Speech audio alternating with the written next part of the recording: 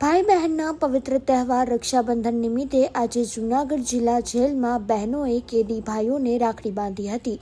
કેદીઓ રક્ષાબંધન પર્વની ઉજવણી કરી શકે તે માટે જેલ તંત્ર દ્વારા વ્યવસ્થા કરવામાં આવી હતી। સવારથી મોટી સંખ્યામાં કેદીના પરિવારજનો જેલ પરિસરમાં પહોંચ્યા હતા।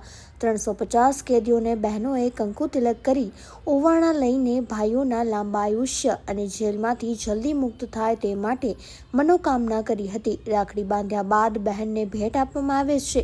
કેદીના બહેનો ખાલી હાથે ન જાય તે માટે જેલ વિભાગ દ્વારા તમામ કેદીઓને વૃક્ષોના રોપા આપ્યા હતા।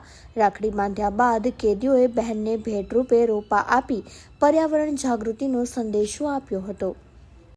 ઇન્ચાર્જ અધિક્ષક જૂનાગઢ જિલ્લા જેલ આજ રોજ ભાઈ બહેનના પવિત્ર રક્ષાબંધનના તહેવાર નિમિત્તે જૂનાગઢ જિલ્લા જેલ ખાતે બહેનો પોતાના બંદીવાન ભાઈઓને રક્ષા બાંધી શકે અને આશીર્વાદ આપી શકે એવા ઉમદા હેતુસર આજરોજ રક્ષાબંધનના કાર્યક્રમનું આયોજન કરેલ છે। અમારા